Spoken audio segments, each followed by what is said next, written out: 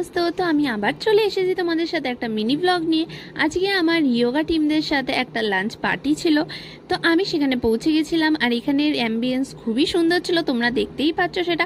আমার যেতে একটু লেট হয়ে গেছিলো, তাই সবাই অলরেডি গল্প করা আর ছবি তোলা তো স্টার্ট করেই দিয়েছিল। এর মাঝে লেগে গেছিলো হচ্ছে ঝামেলা একটা, এই যে কাকিমা আর ঠাকুমার সাথে। এই কাকিমার ঝামেলা লেগে গেছিলো কী খাবার অর্ডার করাবে সেই নিয়ে। যাই হোক, তারপরে আমিও ওর মাঝে একটু ছোটোখাটো রিলসও বানিয়ে নিলাম আমার আর কি। তারপরে যাই হোক ডিসাইড হলো যে কি খাওয়া দাওয়া হবে। দেন পনির চলে এসেছিলো আমাদের স্টার্টারের জন্য। পনির তো সবাই খেতে খুবই ভালোবাসে আর আমি তো খুবই ভালোবাসি, তাই পনির সার্ভও হয়ে গেছিলো।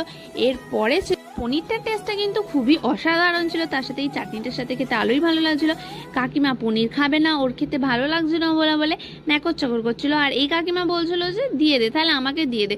যেই বলেছে দিয়ে দিয়ে কাকিমা তাড়াতাড়ি করে খেয়ে নিয়েছিল। তারপরে মাটন আর রাইস চলে এসেছিলো, বাট আমি মাটন খাই না, তাই আমার জন্য চিলি পানির চলে এসেছিলো। চিলি পানিরটাও খেতে কিন্তু খুবই অসাধারণ ছিল, বাট খেতে খেতে আমার হয়ে গেছিলো অনেকটা লেট। তারে আমি তাড়াতাড়ি ওখান থেকে খেয়ে দিয়ে একদম তাড়াতাড়ি করে গপ গপ করে আমি আবার অফিসে ব্যাক করেছিলাম। খাওয়া দাওয়াটা অতিরিক্ত হয়ে যাওয়ার জন্য আমার পেটটা ভারী লাগছিল।